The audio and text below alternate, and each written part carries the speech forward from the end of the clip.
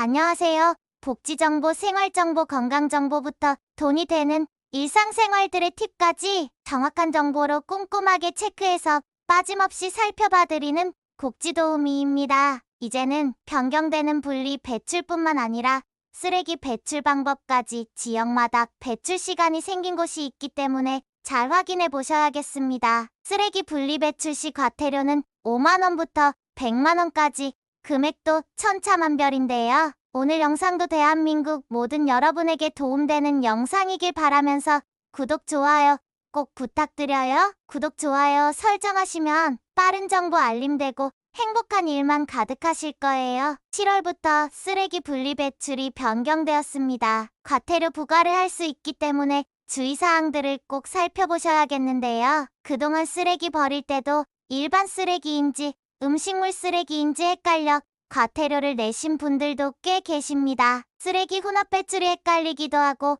별 생각 없이 버린 쓰레기에 과태료를 내신 분도 많이 계신데요. 이제는 변경되는 분리 배출뿐만 아니라 쓰레기 배출 방법까지 지역마다 배출 시간이 생긴 곳이 있기 때문에 잘 확인해 보셔야겠습니다. 먼저 쓰레기 배출 구분 보면 일반 쓰레기와 가정특수 쓰레기, 음식물 쓰레기, 재활용품 분리 배출이 있습니다. 일반 쓰레기는 가정에서 발생하는 생활 쓰레기로 종량제 봉투를 사용해서 배출해야 하고, 가정특수 쓰레기는 종량제 봉투 또는 마대 봉투를 사용하여 배출해야 하는데요. 가연성으로 분류되는 옷, 인형, 장난감, 목재 등과 불연성으로 분류되는 깨진 유리, 도자기, 화분 등으로 나뉩니다. 음식물 쓰레기는 음식물 쓰레기 봉투에 따로 담아 배출하셔야 하는데요. 재활용품의 경우에는 재활용 봉투 또는 일반 투명 봉투를 사용하여 아파트 단지별 분리수거일에 배출하거나 그 외 주택인 단독 또는 상가의 경우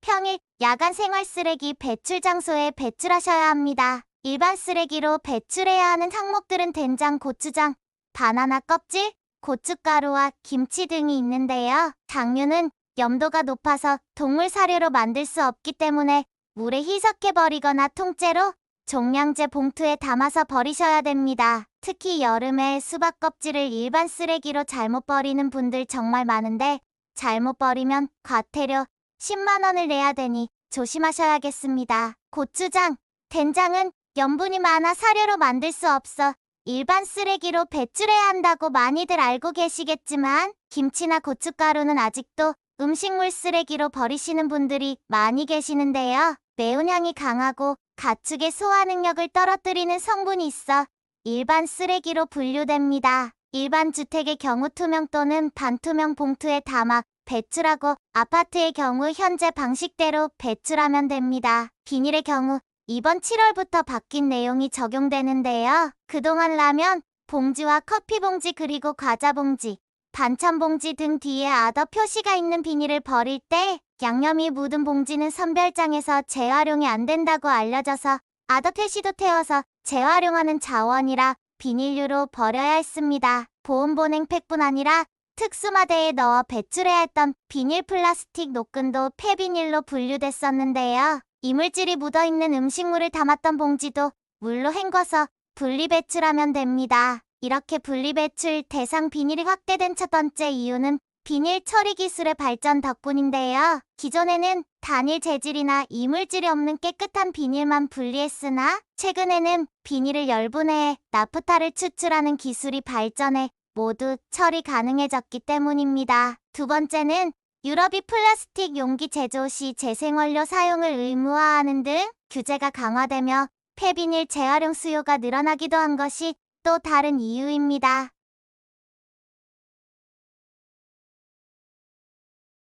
분리배출 가능한 쓰레기로는 과자, 커피 포장 비닐, 노끈, 보온 보냉팩, 비닐장갑, 뽁뽁이, 스티커 붙은 비닐, 양파망, 유색 비닐봉투, 음식재료 포장 비닐, 일반 쓰레기 보관하던 비닐, 작은 비닐, 페트병 라벨 등이 있는데요. 여기서 주의할 사항은 마트나 반찬 가게에서 포장용으로 씌운 랩은 꼭 종량제 봉투에 버려주셔야 합니다. 그렇다면 재활용품 분리배출을 할 때 배출요령도 살펴보도록 할게요. 재활용품 종류는 정말 많은데요. 가정에서 자주 사용하는 캔류의 경우 내용물, 이물질 등을 비운 후 압착하여 배출하거나 부탄가스통은 구멍을 뚫어 내용물을 비운 후 배출하고 겉에 플라스틱 뚜껑을 제거하고 배출합니다. 경유의 경우에는 경뚜껑을 제거 후 내용물을 비우고 배출하고 담배꽁초 등 이물질을 제거 후 배출합니다. 여기서 주의해야 할 사항은 화장품병, 식기류,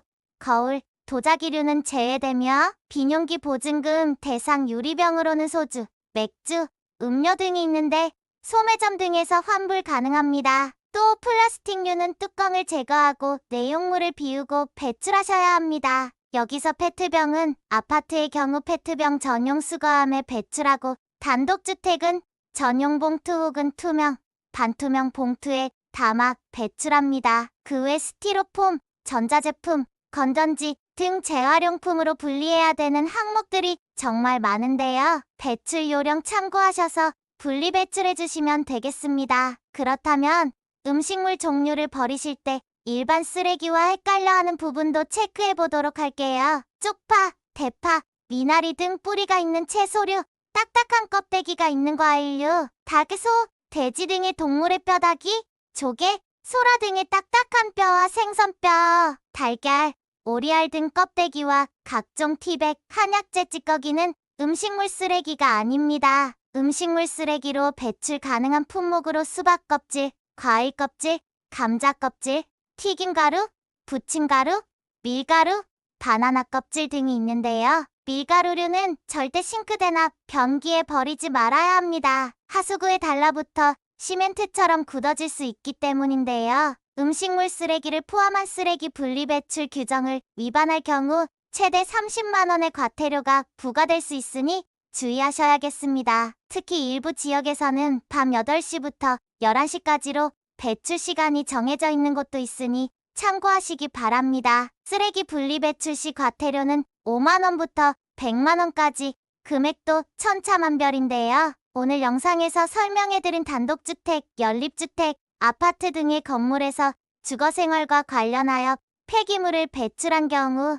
1차 위반 시 10만 원, 2차 위반 시 20만 원, 3차 위반 시에는 30만 원까지 과태료를 부과할 수 있습니다. 최대 100만 원의 과태료를 부과하는 상황은 사업활동 과정에서 발생되는 생활 폐기물을 버린 경우 또는 매립한 경우, 사업활동 과정에서 발생되는 폐기물을 소각한 경우, 동일 건물 또는 일정 토지 내에서 해당 건물에 입주한 경우, 또는 토지를 이용하는 자가 폐기물을 배출하여 공동으로 관리하는 경우는 최대 100만 원의 과태료를 부과할 수 있으니 꼭 주의하시기 바랍니다. 오늘은 7월부터 변경되는 쓰레기 분리배출 기준에 대해 알아보았는데요. 폐비닐 배출 기준은 랩을 제외한 거의 모든 비닐이 재활용 가능해져 기존보다 배출이 간편해졌습니다. 변경된 폐비닐 배출 기준은 서울시부터 시행되며 타 지역은 시청, 지방자치단체 사이트에서 폐기 방법을 한 번 더 확인해보시고 배출 시간의 경우에도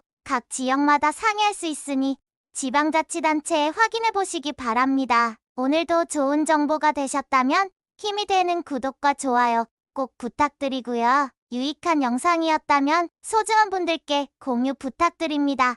행복한 하루 되세요.